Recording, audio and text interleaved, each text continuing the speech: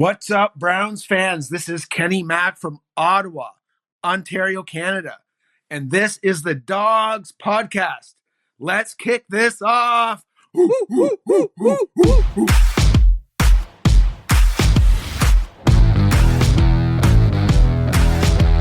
Welcome to the Dawgs Podcast with your hosts, Blake Brenneker, Zach Kopp, Justin Charles, and Josh All. Hey, welcome back to another episode of The Dawgs. Big shout out to Ken from the Ottawa Browns backers for that awesome intro. If you're looking to send an intro in, that's a perfect one to model it off of. If you do want to get an intro on the show or just some thoughts on the Browns, head to www.thedawgspodcast.com to leave us a voicemail. We're looking forward to all your intros from all over the world. We really want to hear what you guys have to say about today's mock draft and anything the Browns do going forward. We have a really fun episode lined up today. Barry Shuck from DawgsByNature.com is back to help us break down the free agent signings the Browns have made so far, and we're going to do a little 7-round mock draft for you guys.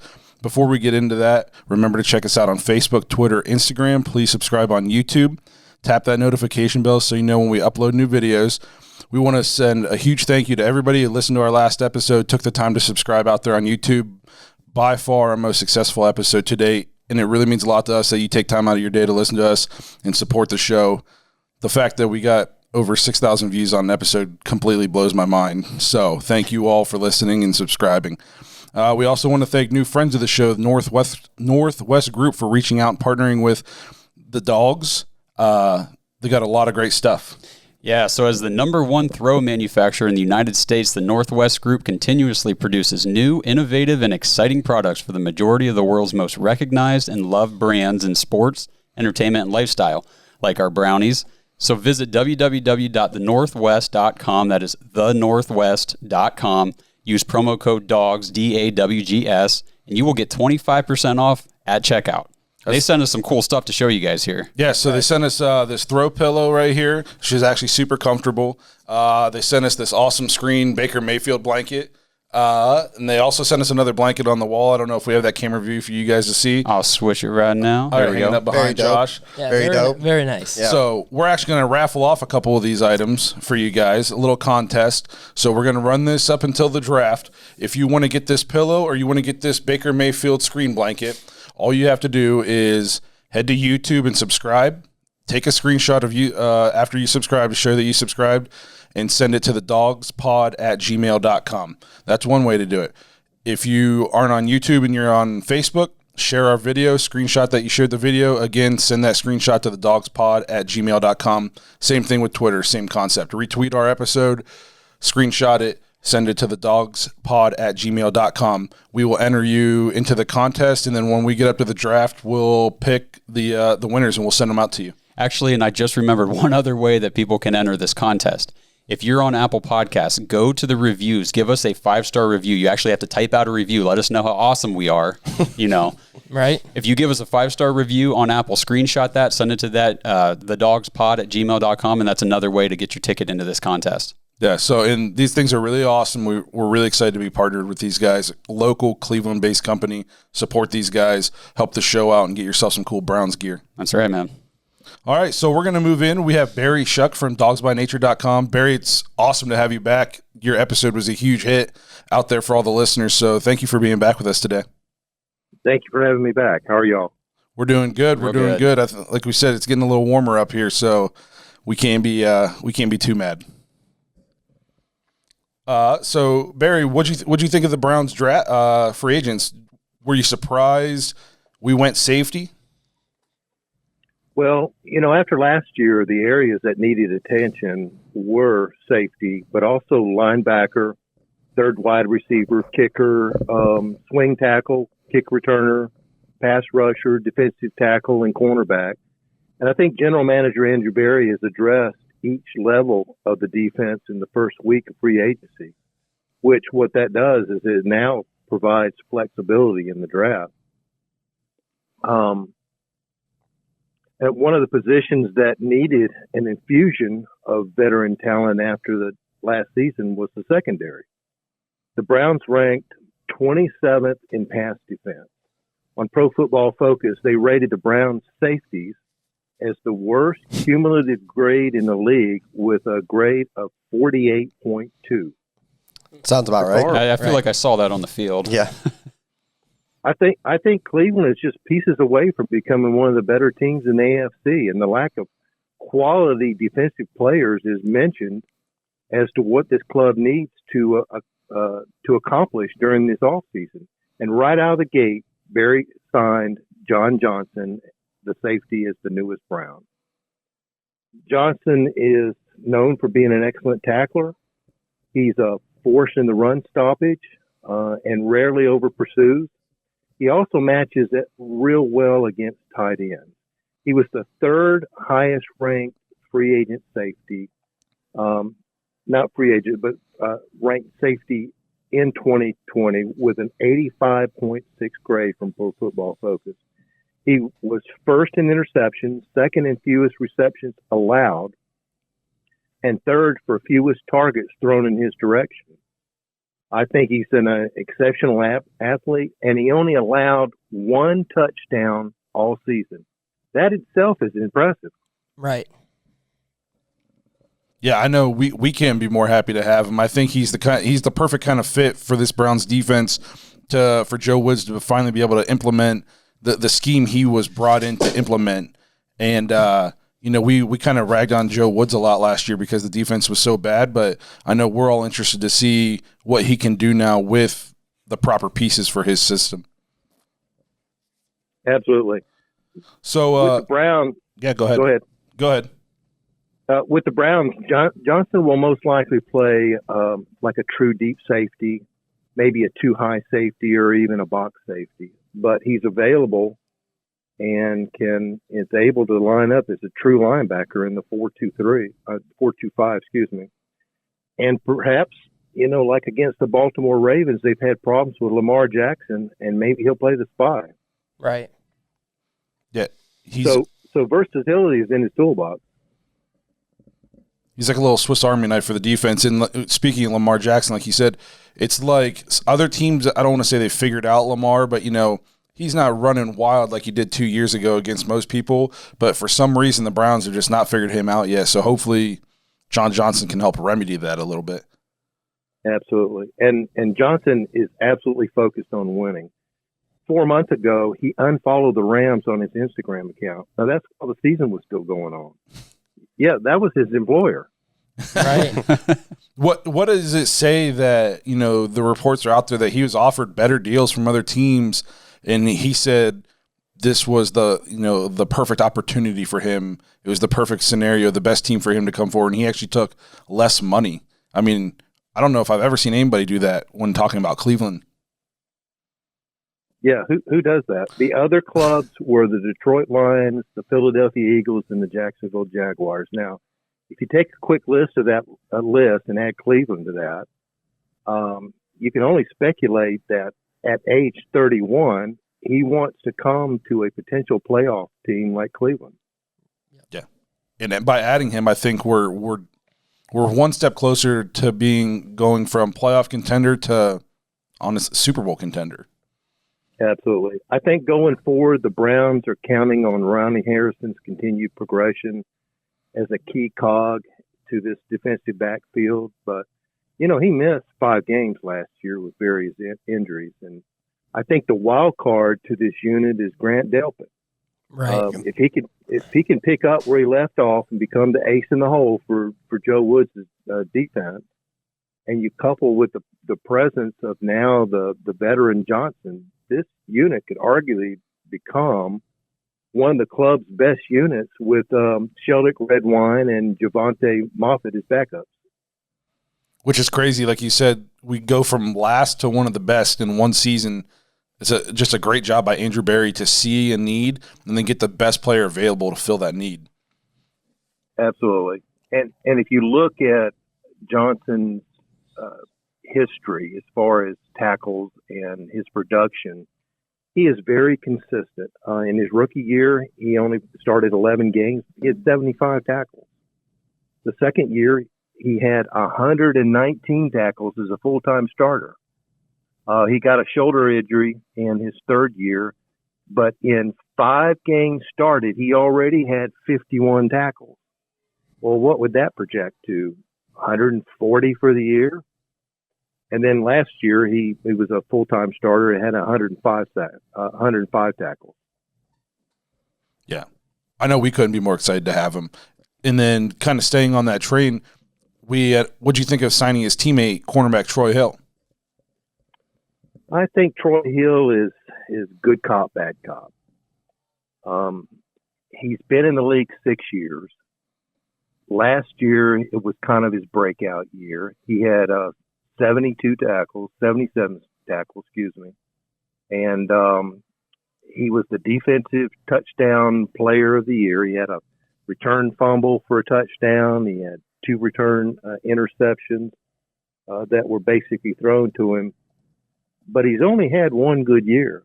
He's been either cut on the practice squad or as a backup all those other years. He's been with the Rams 5 years, and he's only started 1 full season.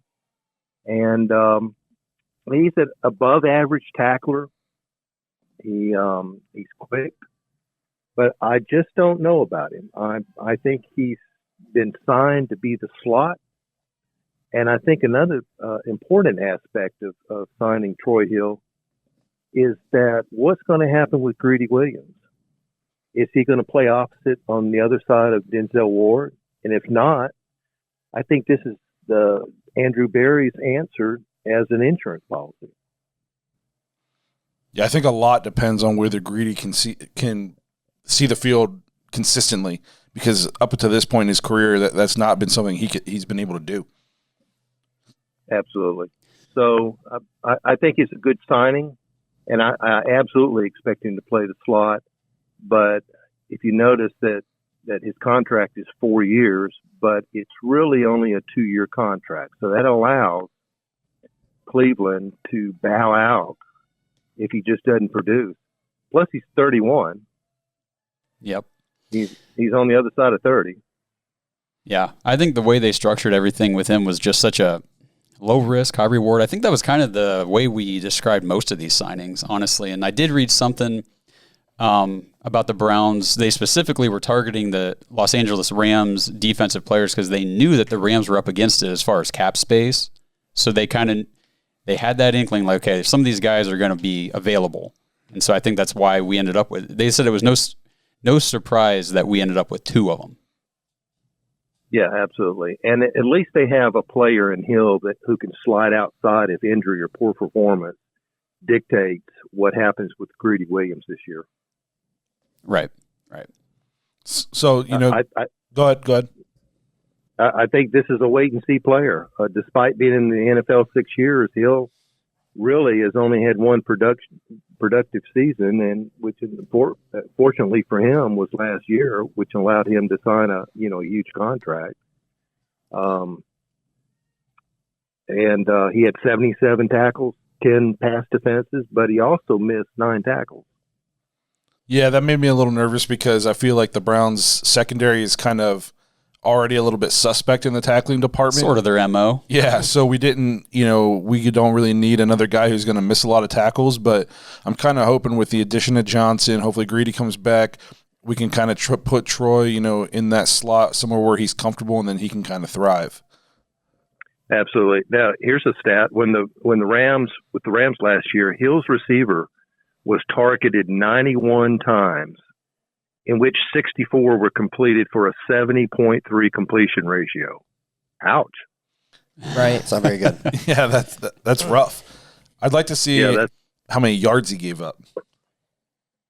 But I don't know off the top of my head, but was he giving up bombs or, was he at least coming up and making the tackle and it was a 2-3 yard gain? Well, his job is to knock down passes and cover his man. Right. Well played. Yeah. So, I guess, we'll wait and see on Troy Hill. Hopefully we're getting good Troy Hill. I think a guy that the Browns kind of took a flyer on, somebody that I hadn't even really heard of when we signed Takk McKinley, the defensive end from the Raiders. Do you think we're going to be getting rookie season potential Takk McKinley, or do you think this was a wasted signing? I don't understand this signing. His numbers basically parallel Adrian Clayburn. And Clayburn, he was a backup to start the season last year, but the second half of the season, he was important. He filled in for the COVID sideline Myles Garrett when he wasn't feeling well, and then when Olivier Vernon went out, he became the starter to beat out Porter Gustin. And I thought he was an important guy, and he was only getting paid $2.75 million, but yet we signed McKinley to a $4.25 million contract. I think this was a knee-jerk decision for Andrew Berry. If you look at all the very good edge rushers, J.J. Watt, they offered him $12 million. He signed for $15.5 million a year. Ngabwe signed with the Raiders for $26 million, which was way overpaid. But Bud Dupree, I think they wanted for about $10 million a year. He signed a 5-year, $85 million contract, which was way over there. And then I think the one they really wanted was Trey Hendrickson from the Saints, but he signed for big money. He signed for a 4-year, $60 million. So at the end of the day, I think they were just kind of stuck. And so who do we sign next? And he had to sign somebody. Mm-hmm. And I do know that Andrew Berry tried to trade for McKinley 4 times last year. He's got speed and he's got a high motor. And maybe a change of scenery will get him back to where he was as a first-round draft choice. His rookie year, he had 6 sacks. His second year, he had 7 sacks. But his third year, he didn't play well. He had an injury. And then because he regressed, the Falcons didn't exercise the 5th-year option, and that pissed him off. He just went livid after that. He went to Twitter and just lambasted them over and over. He tweeted this: "These Atlanta Falcons turned down a second-round draft pick when I was requested to get traded last year." Well, I know 2 things about NFL teams. They don't say anything about injuries until they announce it. And the second thing they don't do is they don't talk about financials ever. Absolutely right. Ever. They don't talk about how much money you're being offered. If somebody was offered a second-round pick, they would never, ever say something like that. But yet here he tweeted and he retweeted and he tweeted again. And basically it just rubbed the Falcons the wrong way. What ended up happening, he played 4 games last year. He got a groin injury.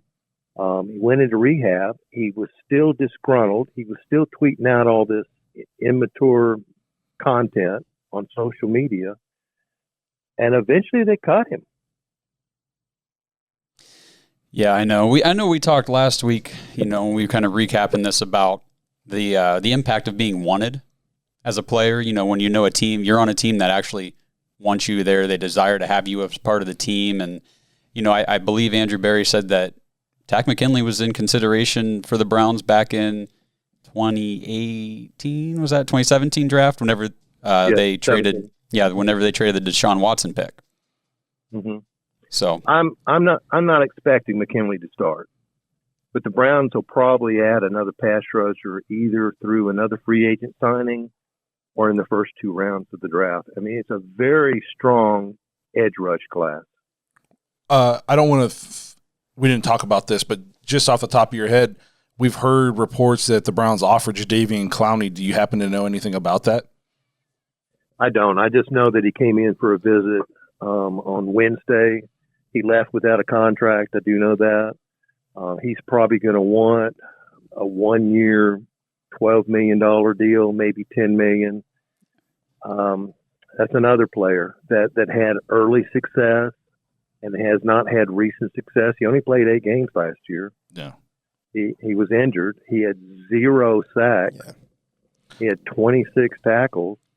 I mean, what are you paying for now? You paying for the name brand? That Michigan hit. That's what he's still living off of. I know on this show we're not huge Jadeveon Clowney fans, so I said if the Browns can get him dirt cheap, cool. But I'm not paying for Jadeveon Clowney because, like you said, I mean, he really hasn't been productive for a while. Yeah, and he's not going to come dirt cheap. Yeah, Right. I agree. He thinks his worth is way higher than what it is, in my opinion. Well, look at J.J. Watt. J.J. Watt signed for $15.5 million a year. I was shocked at that. Me too. With his age and his injury concerns. Mm-hmm. So then, we'll kind of one more big free agent signing that the Browns did was linebacker Anthony Walker from the Colts. I know we're excited about him just because the linebacking core was so bad last year, and we talked about it, even when you were on last time, how we needed help at that position. Do you think he fills that need? I think that's jackpot. He's only 25. He's got real good speed, and he's a tackling machine. I think that's what jumps out most among his stats from his 4 seasons with the Colts. He's had over 100 tackles in 2018 and 2019, and last year he finished second on the Colts with 92 tackles. He's got sideline to sideline ability. He's a team guy. He's a leader. He's selfless. He has great instincts and fills gaps well. Now, he's got a little bit of an issue recognizing run versus pass and getting back in coverage. I don't know how to fix that. I'm sure they'll find a way. Yeah, I know we're really excited about this guy.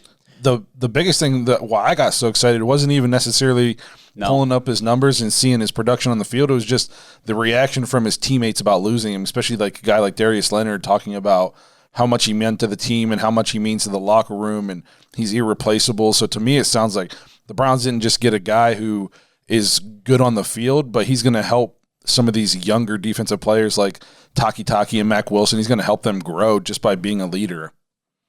Right. And if you remember, Baker Mayfield threw one of his 8 interceptions last year to Walker in Week 5 against the Colts when Cleveland beat Indianapolis 32-23. That was kind of like almost a backbreaker in that game, and now we got him in-house. He's had 343 tackles in 4 seasons. He's a sure tackler. He doesn't blitz much. Last year he had the number of times that they sent him on a blitz was only 22 times. But he's fast. He wraps up. If you look at pictures of him, he's not hand grabbing.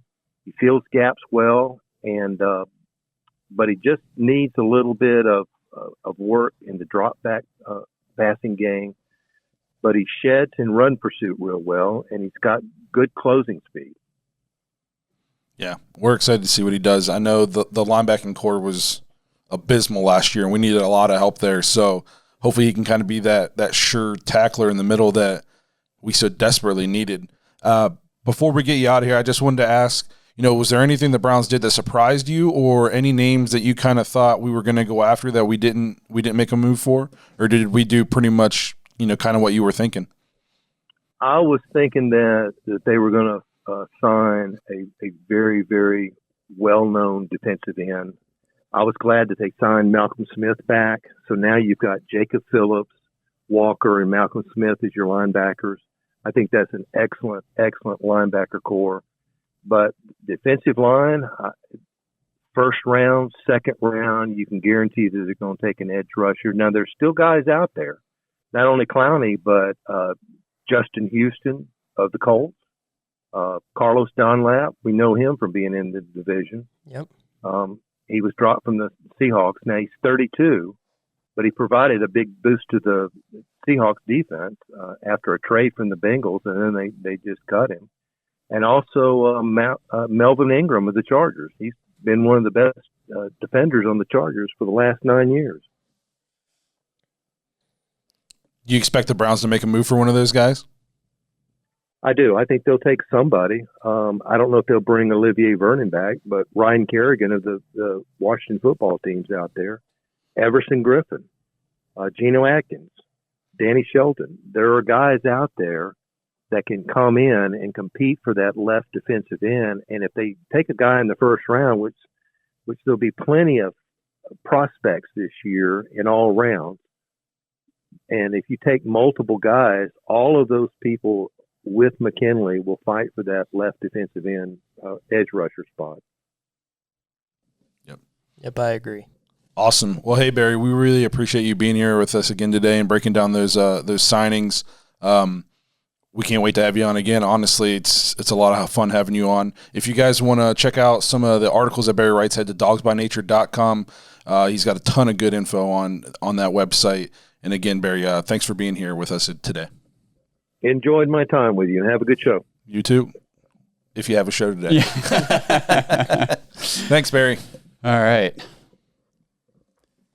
Okay, so again, dogsbynature.com staff writer Barry Shuck, thank you for being here. And if you guys like what he says, head over to the website and check out some of his articles. Zach. And I'd say real quick, before we move into this mock draft, though, Zach's going to tell you guys some interesting stuff. Yeah, so are you tired of being locked into your Richie incognito self because of your hygiene in your pants? Is your situation a little more Nikhil Harry than you'd like? Do you think your partner is going to call you a Rex Grossman about your bad grooming? Well, today you can put all your problems to rest and try the Lawnmower 3.0 from Manscaped. Use promo code DAWGS, DAWGS, at checkout, and you can receive 20% off your order and free shipping when you buy the Perfect Package 3.0 or the Lawnmower 3.0. With these products, you can guarantee that not only will you feel like a happy feller, but your partner will Stephon Diggs your look after just one use. Feel more confident about yourself so there is less talky in the bedroom. Well done. Well done, sir. That was great. Well done. Yep. Yeah. I will say that I did. I used the promo code. Got my brother Manscaped. Got the Lawnmower 3.0 for his birthday here this past month, and gave it to him last weekend. It was so funny. He opened it up, and he just kind of laughed. And of course, there's the grandparents. Well, what's that? Yeah, it's okay. Don't worry about it. But he ripped that thing out of the box, ran over, plugged it in, was playing around. Not using it. Right. My goodness, what kind of party are you throwing down? Birthday parties are wild over. He was just examining it, and he was like, man, I've been wanting to get one of these, and I've always thought about it. He's like, I just never pulled the trigger on it. I said, well, no, you don't have to. I got it for you. Did you show him how to use it? I did. I gave him a little demo. Right. A little demo. I said, you got to, you want to go up, not down. Don't worry. They send you instructions with the product. It's all good stuff. Well, that was super fun. It sounds like I need to start attending birthday parties with Josh. Yeehaw, baby. Right. So like we mentioned in the opening, now we're going to knock out a 7-round mock draft for you guys. We're going to do our best Mel Kiper, Todd McShay / Andrew Barry impression for you. 7-round mock draft coming up, and we can't wait.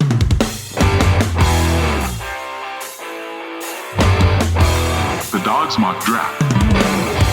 All right, so let's get into this first ever the Dawgs Podcast mock draft 1.0. Yeah, so obviously there's still, like Barry mentioned, there's still free agents out there that we don't know where they're going to go. So, if we draft an edge rusher here in the first round and then at 6:00 tonight we sign Justin Houston, chill out. Right. This is the first one, but we're really excited to get into this. You guys should be able to see on your screen. We're going to go through. You'll be able to see who's available when we pick. We want to hear from you guys. Did we pick somebody that you wouldn't have picked? Did we overdraft somebody? Did we put too much value on them? Let us know. Leave us a voicemail, dogspodcast.com. Let's get into this. Yeah, and I will say, just as a quick disclaimer, we are using Pro Football Focus mock draft simulator. There's a couple mock draft simulators out there, and they all kind of have different guys going different places and things, but I ran through a couple of the other ones, and some of the guys they were mocking to other teams, I'm like, that would never happen. Yep. Right. So I like this one. I think we all kind of like this one the best. Yeah, I know I put hundreds and hundreds of hours into the draft simulator. Hundreds of hours this morning. Research, yeah. All right, so are we ready to start this, baby? Yeah, let's go. This is welcome to the Browns war room. Yeah, right. All right, let's see what the Jaguars are going to do. I don't know. Justin Fields. Oh, my God. They got Trevor Lawrence going 3. So this is already crazy. Yeah. Right. Wow. I'll tell you what, if Trevor Lawrence goes Wait, Trey 3, Lance just went to the Cowboys. Everything I just said about this mock draft simulator being good, forget about it. Right, yeah. So let's see. Devontae Smith might be available at 26. Yeah, no kidding. All right. Okay, so we're on the clock, and we're giving ourselves, 3-4 minutes here to make a pick? Yeah. Oh, yeah. Let me get the timer started, guys. Okay, so the first thing we obviously need to do is we need to say what's the biggest need for this team. I think we all decided that edge rusher was probably I would say that's where we needed to go. Yeah, I would say that's probably the biggest need. Also, we need interior D-line, some help there, linebacker, and then kind of both spots in the secondary. All right, so let's look at the board. So as far as edge rushers go, just right there in the top 5 on the board, we got Gregory Rousseau, Azeez Ojulari, and Jalen Phillips. Yeah. So the thing about Gregory Rousseau, this guy, a lot of injury concerns, correct? He opted out this past year. He opted out, so he didn't play. But if he probably would have played, obviously with the quarterbacks, they said he would have been a top 5 pick if he would have played. Now, everybody took quarterbacks, apparently, So one thing, he's 6'6", 222 pounds. So that's a little lean. Is he going to be able to? It says he doesn't have a lot of power aspect to his game. Still trying to figure that out. 6 foot, 222, not a lot of power. Is he going to be able to, bull rush an NFL tackle? Right. And then his teammate here, Jalen Phillips, was the guy that he had to retire from college football. What was that, 20? For concussions. Yeah. I forget if it was last year or the year before, but concussion issues. I think there's some other injury issues. So, with that first-round pick, I don't know. I don't know if you want to go that route with the injury history that the Browns defense has already. Yeah, I just don't know if we need a project. We kind of, we need somebody that we know can come in and hopefully start day one. Right. So if we scroll down a little bit, Asante Samuel Jr. is on the board. Zaven Collins, the linebacker out of Tulsa, is on the board. So what do you guys further too? I know Zaven Collins is listed at linebacker, but with the build, we were looking it up. Was he 6'6", 260? What do we think about drafting him at edge or at linebacker, but converting him to edge? Didn't you just say that we didn't need a project? Yeah, but he gets to the quarterback.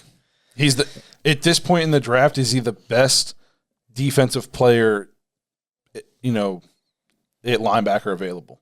Linebacker / edge. I'd say at this point in the draft, probably. Yeah, I would agree. So I think he's probably the most surefire. There's not injury history, I don't think, with him, or major concerns. It says he dominates backs in the blitz pickup. He can chase running backs down in space, which, if the Browns go linebacker, that's what they're looking for, is that speed. That's what they've shown. That's what they've been doing. That's the kind of players they've been bringing in. Yeah. Looking at the cornerback position there, Asante Samuel Jr., he's 5'10", 184, was graded 13th at the cornerback position in the 2020 season. He only allowed 179 yards in 8 games, so he only averages 22 yards a game that he was giving up. Pro Football Focus kind of says he's the smoothest athlete at that position available in the draft. So he, at cornerback in the first round, I don't know if I loved him. There were some other guys that I did like at that position. If like a Patrick Surtain kind of fell to us, yeah. I know we need edge, but he'd be a lockdown corner to opposite Denzel Ward, but I don't know if I'd take Samuel here. So we're about 30 seconds out. So here's I'm going to make my last case for Collins too. Even if we didn't convert him to edge, when you're picking 26, sometimes you just take best player available. I think you absolutely take best player available. And this guy, freak of nature, size and length, do you not see off the ball linebacker, edge rusher type skill set when blitzing. Running backs don't stand a chance. He has movement skills of somebody like Phillips, but he's 40 pounds heavier. Yep. So are we thinking Zaven Collins? What do you guys think? I'm good with Zaven Collins. Yeah. I like Zaven. All right, so Zaven Collins at 26 it is. And then the Ravens jump in and take Gregory Rousseau right after us. So right, of course, it works that way, right? Yeah. Every time I've done one of these mocks, I'm like, the Ravens always take a guy. I'm like, oh, he's going to be great. Yes. I don't think he's came off yet. What's that? I don't think he still hasn't. He's still slipping. Who? Who did we say was going to go? Oh, Rousseau. No, he went right out. Yeah, did he? He did? Oh, yeah. God. Okay. Yeah, so I need to get some glasses. Coming back up. So now it's like, okay, the Ravens got to pick after us in round 1. Now they pick right before us, before our 59th pick here. So they ended up taking a safety there. Yep. Okay, so now just when this pops up immediately, I see two guys that I've looked into that I like here. Who are you thinking? So I like Elijah Molden, the safety out of Washington, and I like Aaron Robinson, cornerback out of UCF. I can scroll down and see who else is in here. Tyson Campbell, the cornerback out of Georgia, is a very physical cornerback, playing on the Georgia Bulldogs defense. But he lacks a little bit of ball production as being one of his biggest weakness. But this guy is a awesome tackler at the position at cornerback. He's only missed 5 misses in coverage on 67 career attempts. So he's very skinny. He's a smaller guy, but he's willing to make a tackle. You don't have to worry about this guy maybe missing tackles like we've seen in the past at the cornerback position. And then, like you said, Aaron Robinson, he's a little bit bigger than Tyson Campbell is. He's 6'1", 193. He was pretty much a slot corner at UCF in his career. Another good guy, another good option at cornerback, like Josh said. But what do you guys think? Blake, Justin, what are you guys feeling here? I think corner's where we need to go here on this pick for sure. I kind of like the guy out of Georgia. Tyson Campbell. Georgia's a good football program. I don't love corners who haven't played against NFL type wide receivers in college a lot. That's a good point. You know what I mean? Yep. I don't want them the first time they go up against somebody with like a 4.3 40 speed is week 1 for the Browns. Because no matter what, when you're playing against an NFL wide receiver, that's a pro receiver. I don't care if he's their 1, 2, 3 guy, whatever. Yep. That's a pro receiver. Yeah. So, I mean, Rashard Higgins, the Browns' third receiver would probably be better than a lot of the receivers Robinson played in his entire career. Oh, yeah, definitely. You know what That's I mean? a great point. So, if we're thinking corner, I'm kind of on the Tyson Campbell train. Georgia always has a solid defense. So that's kind of my pick. I don't know what you guys are thinking. Not to swing anybody either here at the end. All right. We did lose Larry Omenjobi. So do we need an interior defensive guy on the line? Well, I'm reading about McNeil. He's got a lot of potential. I did some looking. I just was not totally impressed with a lot of these early round interior defensive linemen, especially here in this second round. And then Najee Harris is on the board right now. There you go, get him. Creed Humphrey, probably one of the best centers in the draft. Right. So the other guy I like here is Joseph Asai, the edge rusher out of Texas. I know we just drafted Zaven Collins, but if we're kind of thinking him as like that linebacker / edge rusher potentially to get another solidified edge rusher here in the second round would not be. I mean, I wouldn't be mad if the Browns did that. No, I mean we don't know what we're getting. We also, literally going into next year, we don't know what we're getting out of Curtis Weaver. I mean, it's true. And Barry did make a good point. There are more, other edge rushers still available in free agency that I'm sure the Browns are looking into. So are we? Where are we going? Yeah, where you guys want? Are we going? Somebody make a decision. I'm good with the corner out of Georgia. If you guys are, I know Blake, that's your guy right here. Yeah, let's pull the trigger. Yeah. Pull the trigger. All right, so Browns are going to draft Tyson Campbell, cornerback out of Georgia. So I think now that our Browns team is now addressed. I think 2 of our biggest needs as far as the defense. Right, and I think that, taking the cornerback there, we're not saying that we don't already have somebody in. Okay, because you got Greedy that's coming back. It's just that question mark of you don't know what he's going to be able to bring. And you heard injury lingered. Said. Yeah, that injury lingered way longer than anybody thought it was going to, so there's big question marks there. We hope Greedy's the guy, and this guy that, if we bring in the corner out of Georgia, that he's just going to add another depth piece because of the defensive scheme that Joe Woods wants to play. And you heard Barry talk about Hill. Hopefully we're getting good Hill, but like he said, he's only had one good season. Right. So I don't think you can never have too much secondary help. No, we saw that, and that's why I would kind of advocate for another safety here at some point in the draft. Just because I know if they're going to run that rotation with safeties, I mean, John Johnson's great. Ronnie Harrison is great. Grant Delpit, question mark. Haven't seen him play. Hopefully he can stay healthy and show that he's that guy. Sheldrick Redwine, but then it's like, okay, so if we have injuries or if somebody's not living up to the hype, where do we go for depth? So that's kind of my take on the safeties. But here we are with our third pick. So we've got this pick, 89, and then we skip 90 for the Vikings, and we're right back on at 91. So we kind of almost get back-to-back here. Mm-hmm. So if we kind of pick two guys we like in this draft pool that's available, we should be good. So I was kind of looking at the interior D-line here, and now that we're into the third round, and a guy I was kind of looking at, is he still available? I don't know if you can change just the interior D-line up there, but the guy out of Ohio State, Tommy Tagai. Yeah. I've seen a lot of people talk about him. Looks like Tommy Tagai is gone. He's gone, buddy. Bastards. He's gone. Now, this Tyler Shelvin, I don't know a whole lot about him. I know he opted out in 2020, so he didn't play, but he was on that national championship team at LSU. Yeah. It says he earned an 88.3 run defense grade as a redshirt sophomore, so yeah, not terrible. Yeah, he's a big guy. Yes. And I don't mean height-wise. I mean, he comes in at, it said that, his biggest thing, his biggest weakness is can he keep his weight under control. That he's going to be he'd be a great run stopper in the NFL.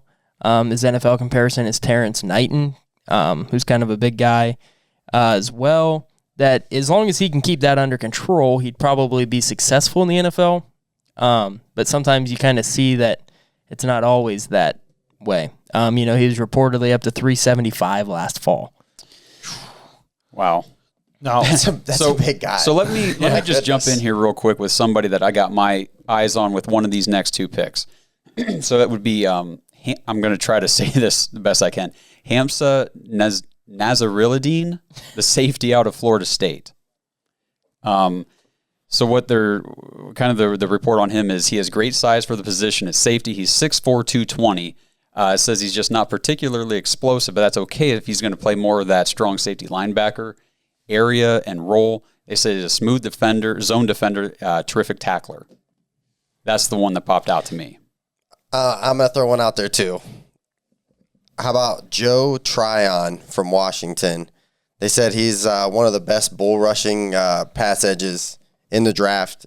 They just said he loves to attack, just hasn't quite figured out the hands yet. So when you go to, the pros, there's probably going to be an issue, but I mean, nothing that a coach or let's say a Myles Garrett can't show him a couple things, during camp.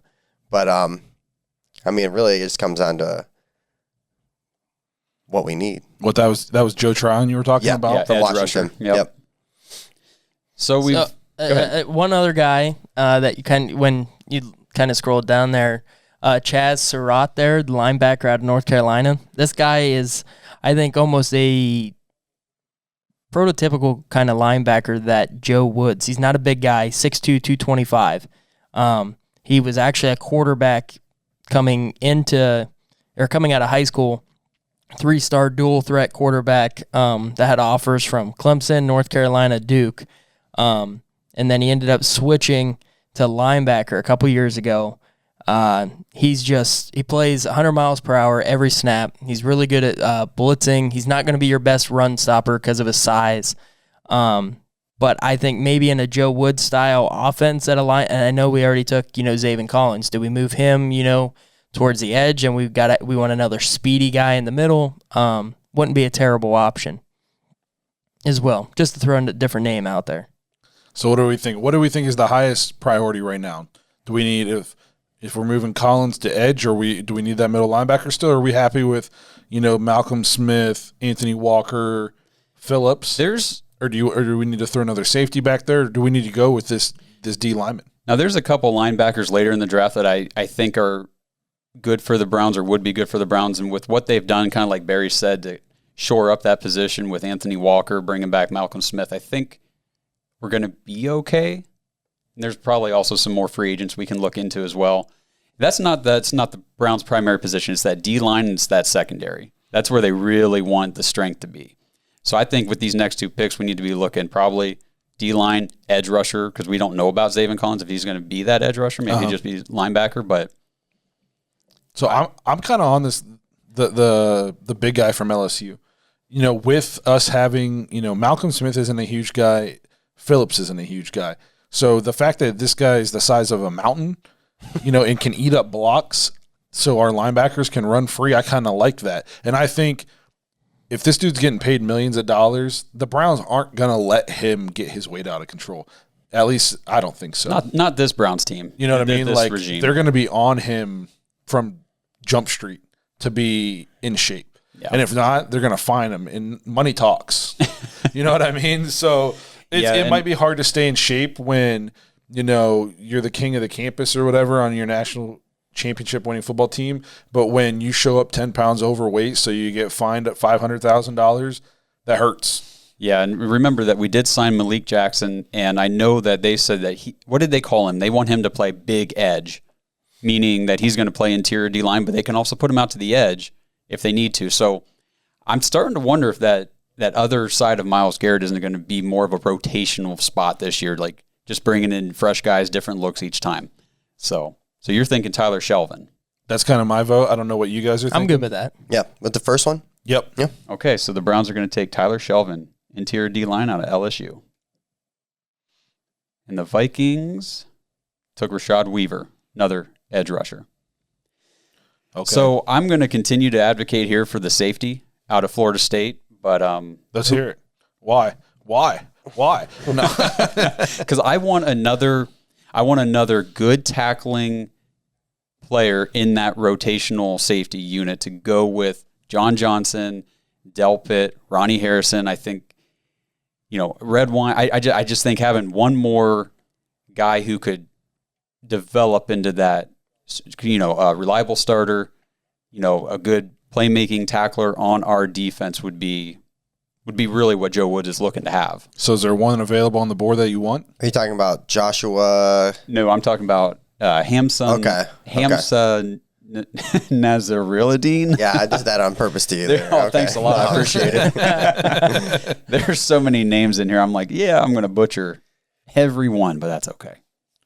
So the biggest knock on this guy says he's just not particularly explosive, but I feel like we got Troy Hill, who's a defensive playmaker as far as make touchdowns and stuff like that. Delpit is supposed to be explosive when he comes back. John Johnson's, so we don't necessarily need this guy to be that explosive score points defensive guy. Yeah, it says he wraps up in space. He only missed 22 tackles on 233 attempts. Plays with great balance, steady, under control play style, and he has the length at 6'4" to keep blockers at bay. Josh, I would go out on a limb and say you did more research than all of us combined. So if this is your guy, right. I say we let Josh make his pick. This would be my guy at this spot. You know what I mean? So I'm not going to say his name again. We're just going to draft him. All right, so we got the safety Josh wanted. Don't pick again here until 110, so. Yep. And Josh, you might as well just close your computer and stuff because we're not letting you make any more picks. Right, yeah, you're done for the day. I'll just run the cameras. Yeah. So I'm just going to make some notes here. So we have Tyler Shelvin. Yeah, it takes us into round 4, pick 110. And I mean, now you're best available. Yeah, I mean, your best available. You're looking at skill positions here. First 4 on the board. I've heard a lot about. I know. What about this St. Brown guy? I've heard a lot about this guy. I know you want me to shut my computer, but I do like the fact that he's on the board here, and I think the Browns need to address wide receiver at some point. And it sounds crazy, but we're not going to have the guys we have forever. I don't think it sounds crazy. Because Landry and Beckham, I don't know how many more years these two guys can stay on the Browns with their contract situations. And then Higgins was only a 1-year deal, so we're looking at another year of running it back, and then we need to have something there besides just Donovan Peoples-Jones on a long-term contract. Yeah. I don't think it's crazy, and with what the Browns have done the last couple of years, you're kind of in a position to just take a guy that you like. Yeah. In Pro Football Focus has this guy projected as a 3rd rounder. We're in the 4th right now. The St. Brown from USC. We're in the 4th. So I think to get this guy now who's projected a 3rd, if we get him in the 4th, that's good value. It says he doesn't do too much to get you excited, but he's a solid all-around profile to be a quality number 2 receiver. I don't think we're going to lose Odell and Jarvis. we're going to lose maybe one of them. So we're not looking to replace a number one here. We're looking for a depth guy and a solid number two. So I don't know. I like this St. Brown. I think he's a good ball player. The other guy I'm looking at here, and oddly enough, it's offensive side of the ball, is I think we need to start looking at our O-line depth at some point in this draft. And I see Deontay Brown, the guard from Alabama, who I know he graded out pretty well. I'm trying to see here. So the NFL draft profile had him projected at a 6.25 grade. They said it was a good backup who can become a starter, which at this point in the draft and with our offensive line that we have intact now, those are the kind of guys we need. Yeah, where you got the luxury where the offense is so good that we don't really have immediate needs. Yes. And I feel like we've already addressed the immediate defensive needs early in this draft. So now we're kind of like spoiled. We're kind of picking for, what do we think can help us depth-wise and down the road. We're not looking for somebody who can make an immediate impact, come training camp. Right. And the nice thing here is we're at pick 110, and then we turn around and pick again at 132, so not too far away. And I don't know, maybe Brown drops. Maybe we could scoop up a guard there. Are we thinking Amon-Ra St. Brown, the wide receiver out of USC here? I liked it. The only knock that I saw on him is he struggled. So he used to play inside, got moved outside, and then really had some problems getting separation downfield. So it depends on where we want to use him. Are we going to use him more inside because that's where he, flourished in college before they had to make the switch just for their own personnel at USC and had to move him outside. But he's definitely a very talented wide receiver coming out. Another guy that was kind of on there, that Sage Surratt, he's actually related to Chaz. That was at the linebacker. Yeah, the linebacker. They kind of compared him to, he's definitely a physical wide receiver, but he's not very quick. But he's going to be able to maybe get your separation right off the line of scrimmage, but he's not going to be able to outrun anybody, on his routes. They said his comparison's a late career Des Bryant is kind of where he's late career. A late Is career. it already Baltimore's late career? Yeah, because it wasn't so good. I don't know if that's late career Baltimore or late career Dallas. Because late career Dallas I would take that. It wasn't bad. Yeah. I mean, they were the fumble whatever scenario in Green Bay away from moving on to the playoffs that year. But I'm good with the St. Brown. I think that I think that if you're taking him, you're thinking maybe he's going to fill Jarvis's role. I agree. And what I liked about him is that he's great in yards after the catch at making that first guy miss, especially when you put him in the slot. I feel like that just helps Baker. He can throw, this guy can turn a 3-yard slant into, a 30-yard completion. So I'm on the Amon-Ra St. Brown train if you guys are. I'm down. Especially because this guard you were talking about has a 4th-round grade. Gotcha. We have another pick in this 4th round. So I think, there's a better chance Deontay Brown's still going to be there when we. Yeah, I think so. So we're going to take the younger brother of Equanimous St. Brown. Do you guys know that?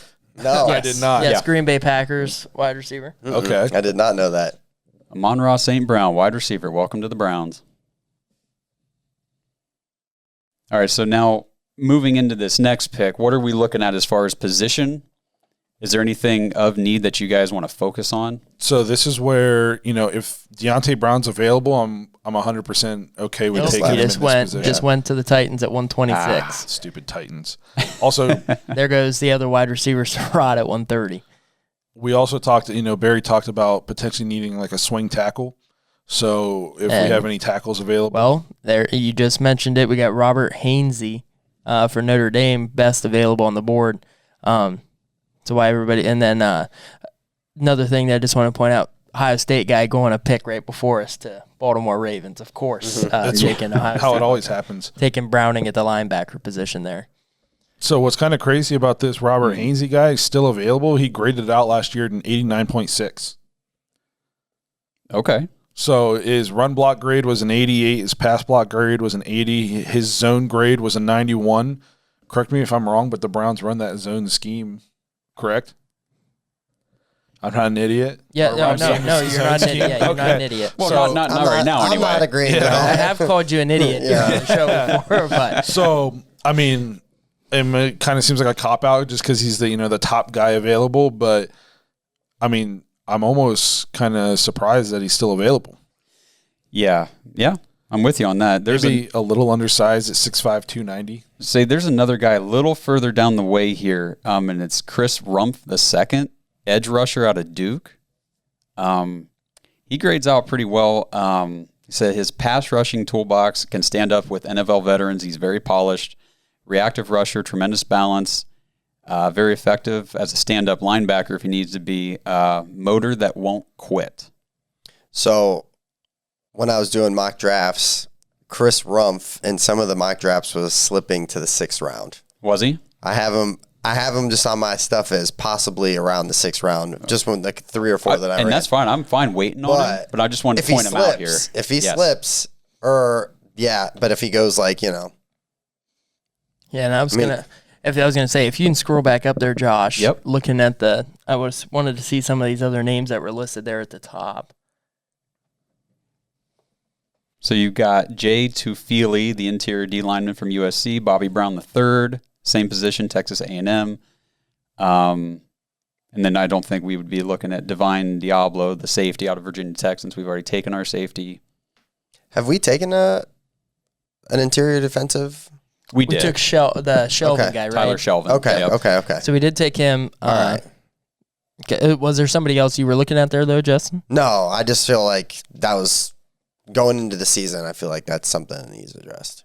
Right. So what are you guys thinking? Are we thinking this Robert Hainsey, the tackle out of Notre Dame? That's who my vote would be. I think it's the best value for this late to beginning, a guy who's graded that high. Well, I mean, we got to have some depth there for sure. We saw that Nick Harris. Even though we've got a really good offensive line, they're not going to stay healthy consistently the entire season, all 5. A lot of our backup linemen, too, are more interior. Nick Harris is your guard center. I guess Hans moved out to that tackle, but that first time he was at guard. I think Hans was just doing anything they asked him to do. Yeah, right. So he was just happy to be there. Yeah. Normally Chris Hubbard would be that swing tackle guy, but his injury, so who knows what that's going to be like. So I'm okay with taking this guy. Yeah, if it was me, I'd probably take Kellen Mond out of Texas A&M. Just kidding, Browns fans. All right, so Robert Hainsey, the tackle out of Notre Dame. They produced some okay offensive linemen in the last couple years. Absolutely. So. Yeah, and it's nice, like you said, Blake, we're not drafting out of necessity for that offensive side of the ball. We're drafting for depth and, potential future value. Yeah, because some of these linemen are, they're not going to be here. Batonia's getting older. Yep.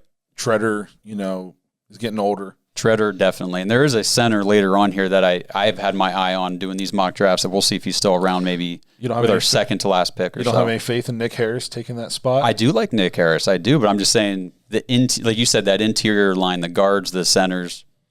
I know Browns fans don't want to hear it either. But look who's at the top of the board. There you go. There it is. Wyatt Chris Teller, Rumpf the second. All right, what were you saying? Free agent next year. So what can you tell us about this guy, this Chris Rumpf? Everything I just told you on the last pick. There you go. And we're getting great depth because we're getting him, All right, so available. Right here it says you will not find a more skilled pass rusher in the draft class. Do it. Wow. I mean, We're going to You sold me. Round 5. now, they said that as far as explosion, not the top of the list or anything like that, but said his pass rushing toolbox can stand up against these veteran tackles in the NFL. The only thing that scares me a little bit is in 2018, he's graded out at 63. And then in 2019, he graded at 93.7. Right, but now if you look at the trends across these, a lot of these grades are going to be higher for most of these players in 2019 because of the weird season last year. Okay. I've noticed that a lot of the grades, it's like, wow, they look great in 19, then 20, it's like, did they suck? But they didn't get to, Right. There's a lot of hands-on coaching stuff that didn't get to happen. Yeah. And maybe they only played 3 games. Who knows? I don't know how some of these teams. Or you sat and wait Or you waited 3 games, and then you didn't the Pac-12 or whatever they call it. These, Do we want to pull the trigger on him? I'm okay with pulling the trigger. All right, we're going to take. Were you going to say something, Zach? Nope. Okay. I'm good with it. Yeah. Chris Rumpf the second. All right, we've got 2 picks left. Yep, so 211. So we're off for around almost 40 picks here. Mm-hmm. Yep. So how are you guys feeling so far about our draft? I'm very interested to see, because at the end of this, Pro Football Focus will give us a draft grade. I'm interested to see. I'm interested to see how he did, because no matter what I did, I could not get higher than a B+ when I did all these. Yeah. No, So I'm exactly. curious. And I'm really interested to see what the people are thinking. Like, how are we doing? You know? Yeah. Especially, you know. Oh, I'm sure they're going to eat us alive. They'll let us know. There's some people out there who probably spend hours and hours and hours doing this. I watch Ohio State in college, and that, like, I don't watch a ton of other college football. Yeah, me and Blake were talking about that, and then last night I stayed up till 1:30 in the morning watching Stipe, the Cleveland's original champ. Can't wait to see you back, champ. All right, so here we are at pick 211. Is there anything we haven't addressed that you think needs addressed? We've picked a linebacker / edge. We just picked another edge. We got safety. We've got corner. We've got D tackle. So I will say here, Michael Manet, I think is probably how you say his name, Manet, center out of Penn State, is kind of the guy I've been targeting in these late rounds. I'm going to pull up his profile here. I mean, obviously, we're getting late in the draft, so, I mean, he's not like this high-quality starting caliber guy or anything, but I think he's somebody that can develop into a starter eventually, given the right coaching and time to develop. Well, we got a good one there.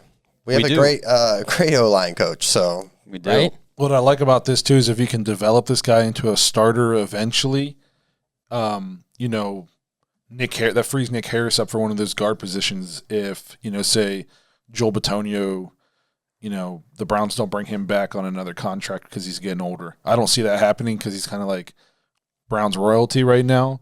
But, business is business sometimes. You don't know how it's going to go. So one other guy that I know it's kind of crazy to talk about here with the people we have at this position, but what about Elijah Mitchell, the running back out of Louisiana, the Ragin' Cajuns? I'm just kind of thinking at depth and then looking long term. If we sign Nick Chubb to a big deal next year, I don't think we're keeping Kareem Hunt around. There's no way these two guys are going to, dominate this backfield for years moving forward. So I think getting a good explosive runner, they say he's ideal, built for all around, 3-down work. He's 5'11", 218. He's got speed and burst, talented footwork, 3 years of production. 2018, 13 touchdowns. 2019, 16 touchdowns. And last year on an abbreviated season, he had 8 touchdowns. So I'm okay with taking a flyer on a running back. And like you said, we're not going to have Chubb and Hunt forever. No. And there will be running backs available that we can talk about with our last pick here, too, if we wanted to take the center here. Was there anybody else that you guys had in this range that you wanted to talk about?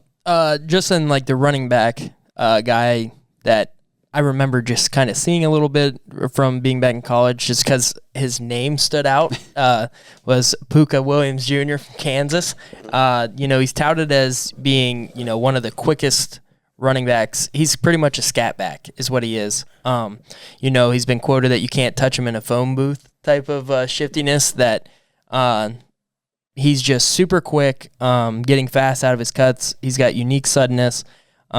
That the broken tackle numbers that he's registered in college don't do him justice, because some guys miss so badly that it wasn't considered a missed tackle.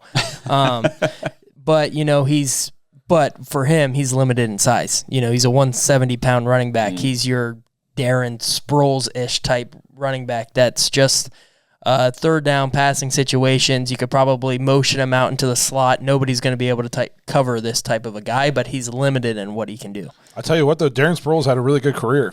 He did. Right. You know what I mean? If we could get and this guy, he ranked his overall grade in 2018. He kind of regressed a little bit. He had a injury in 2020, but he ranked as a grade as a 90.1 in 2018, 86.3 in 2019, then a 72.9 in 2020. And I'll say this about, if we lose Kareem Hunt or Nick Chubb, whichever one we don't lose, then that other guy's going to step up and be the bell cow back. So we don't necessarily maybe need somebody in that mold. Maybe this scat back type guy is who we pair with them. Looking at the way they're running this offense, though, last year, it was You don't think Dearness Johnson can be that? Well, I don't know. But what I'm saying is I don't think that either Chubb or Hunt, whoever it is going to be a bell cow. I think that this coaching staff wants to utilize 2 running backs.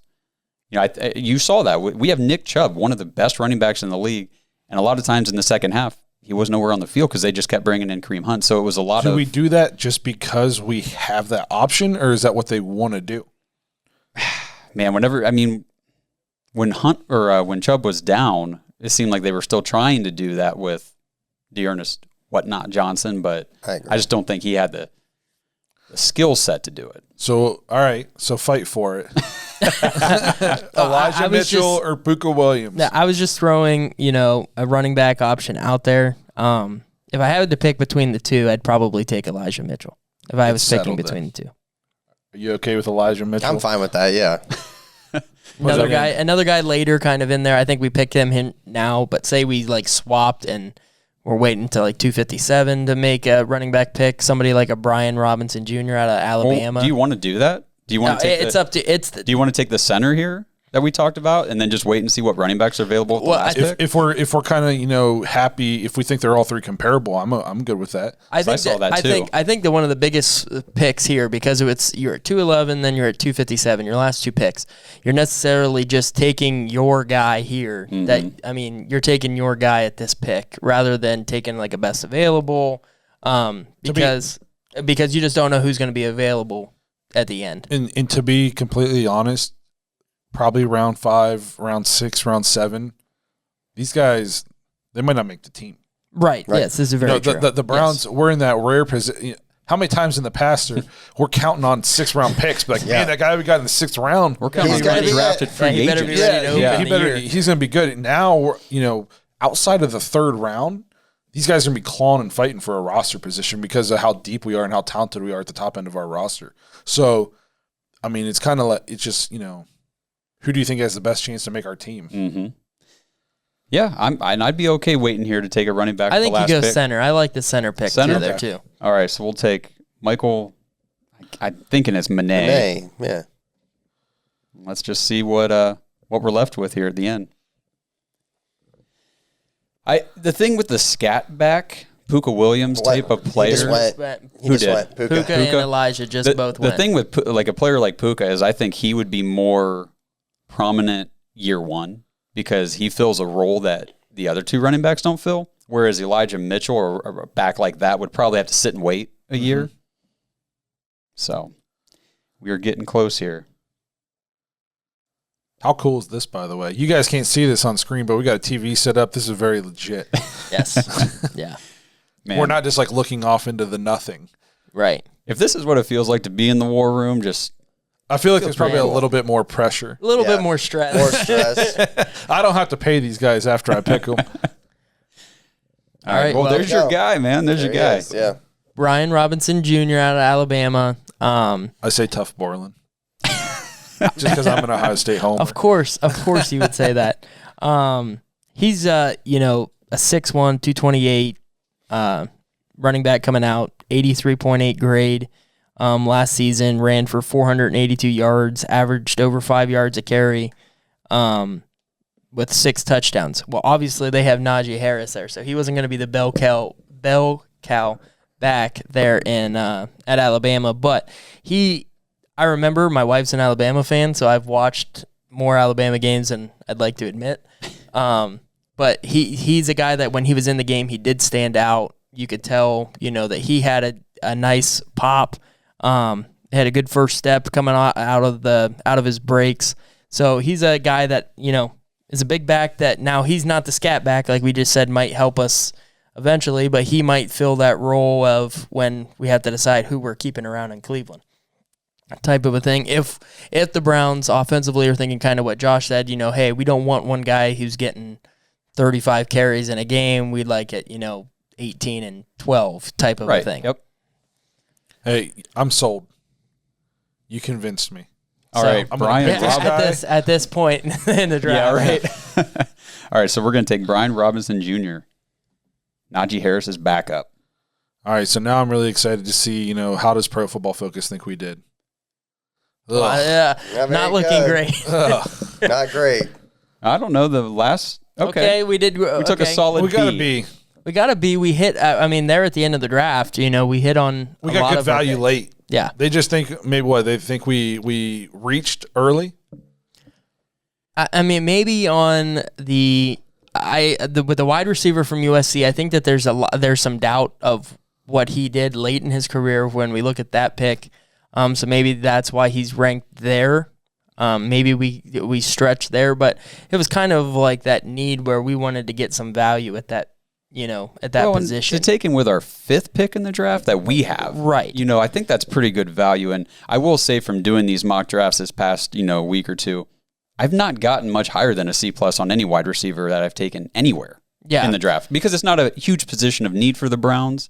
Right. But as Browns fans, we know that it'd be nice to have a little bit more depth there. Right. That, and then you run into the fact of your tiers of wide receivers that are coming out into a draft. I mean, you have your first round really good talent. Then it kind of tapers off from there. You're not going to get, great talent in, with a 5th pick or into your 4th, 5th round draft. I'm kind of surprised the Tyler Shelvin getting the B+ grade on him. I thought maybe that would have been a little bit of a knock just because of his weight and kind of the factors with him. But overall, I think we did a pretty good job. Our tackle pick was a good pick. Yeah. Chris Rumpf, the edge rusher, I think waiting on him was good because Yep. we got him right when we wanted him. I'm happy with the draft. I really am. Maybe we could have done better at corner. Yeah, But there wasn't, unless we would have went first round corner. I mean, there wasn't. And the only one there was Asante Samuel Jr.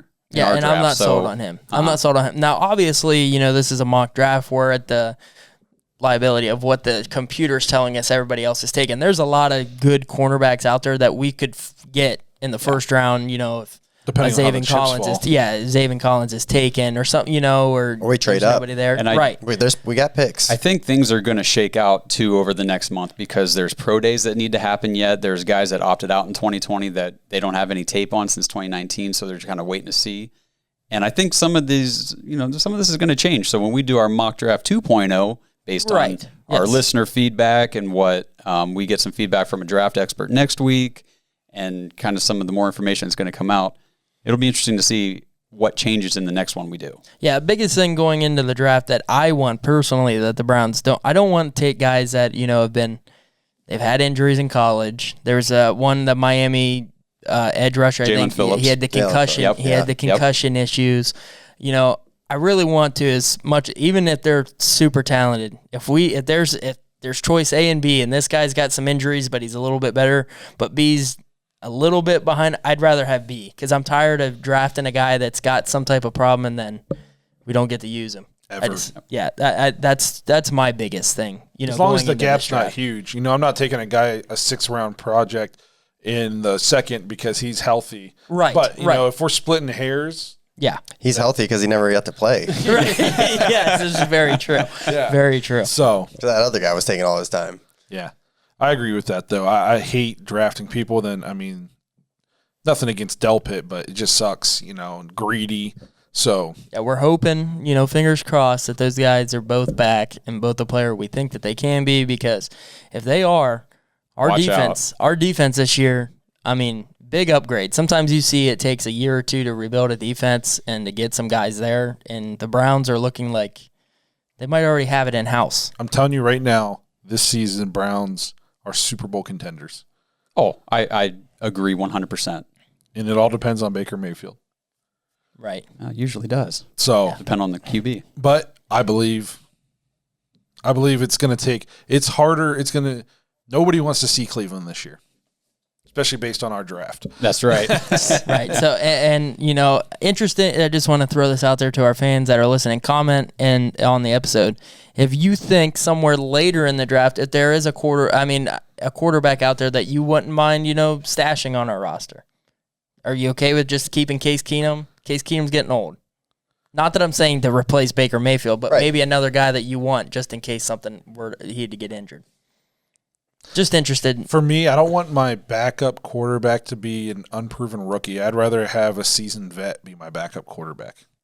I'm more in that camp as well. And like you said, we're not looking to develop anybody into anything more than a backup. So And why bring in somebody where as soon as Baker throws one interception, some dumbass like me comes onto their podcast and starts screaming about getting the backup in there, So I guess that's true. So, but yeah, let us know what you think. If you're, if you think we should draft somebody late, let us know.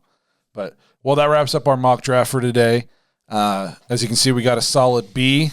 Way better than any of the grades I got in high school or college, so we're doing pretty well. That's why we're doing podcasting, guys. Yeah. Right. We want to thank you for checking out another episode of The Dawgs.